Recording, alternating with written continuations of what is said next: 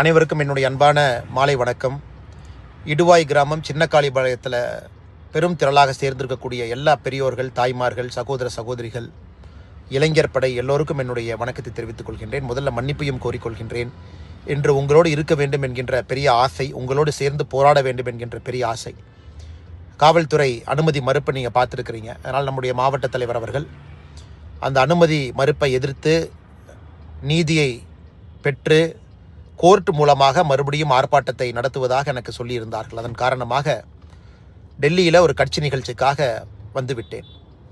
ஆனாலும் இன்று நீங்கள் எல்லோரும் கூட காவல்துறையினுடைய தடையெல்லாம் மீறி இன்று இந்த போராட்டத்தை நடத்தி கொண்டிருக்கின்றீர்கள். அதனால் நிச்சயமாக உங்களுக்கு உறுதியளிக்கின்றேன், அடுத்து நடக்கக்கூடிய போராட்டத்திற்கு நான் நிச்சயமாக அங்கே இருப்பேன். அதே நேரத்தில் எங்களுடைய மாவட்ட தலைவர் அண்ணன் ஸ்ரீனிவாசன் அவர்கள் முறையாக அனுமதியை நிச்சயமாக பெறுவார் என்கின்ற நம்பிக்கையும் எனக்கு இருக்குது. காவல்துறை அப்பொழுதும் அதை மறுத்தால் வேறு வழி இல்லை, நானும் உங்களைப் போல அதை மீற வேண்டிய கட்டாயத்திற்கு தள்ளப்பட்டிருப்பேன். காரணம், ஜனநாயக முறையில் அறரீதியில் நடக்கக்கூடிய போராட்டம்.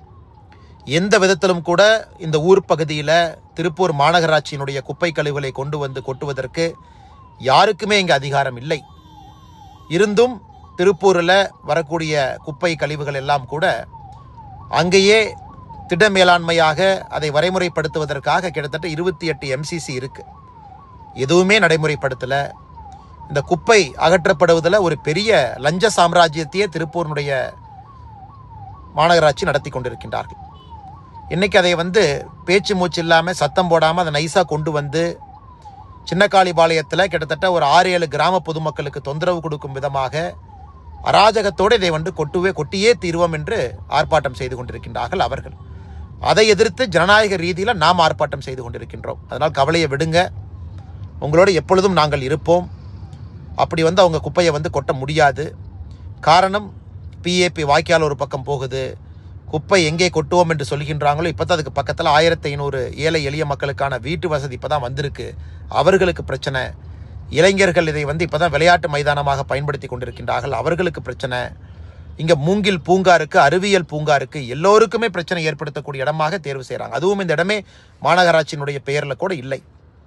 அதனால் நிச்சயமாக உங்களுடைய போராட்டத்தில் நான் உணவுபூர்வமாக இருக்கின்றேன் என்று சொல்லி இந்த நிகழ்ச்சியில் நம்முடைய பாரதிய ஜனதா கட்சி சார்பாக நம்முடைய தலைவர்கள், பொதுச்செயலாளர் AP முருகானந்தம் அவர்கள், அண்ணன் CP சுப்பிரமணியம், அவங்களுடைய சொந்த ஊர் அண்ணன் அங்கே இருக்கிறாங்க, மூத்த திருப்பூர் பகுதியினுடைய பாரதிய ஜனதா கட்சியினுடைய தலைவர் பெருமக்கள் எல்லோரும் இருக்கின்றார்கள், மாவட்டத்தினுடைய தலைவர் அண்ணன் ஸ்ரீனிவாசன் அவர்கள் இருக்கின்றார்கள். எல்லோரும் உங்களுக்கு அரணாக இருப்பார்கள். மறுபடியும் நடக்கக்கூடிய போராட்டத்திற்கு நான் நிச்சயமாக வருவேன். ஒரு முன்னாள் காவல்துறை அதிகாரியாக இருந்து உங்களுடைய அன்பை பெற்றிருக்கக்கூடிய நான் இன்று காவல்துறையினுடைய தடையை மீறி பூட்டை உடைத்து உள்ளே வரக்கூடாது என்கின்ற ஒரே ஒரு காரணத்திற்காக மட்டும்தான் நான் வரவில்லை. நாமெல்லாம் பப்ளிக் லைஃப்பில் ஒரு எக்ஸாம்பிள் செட் பண்ணணும் தான்.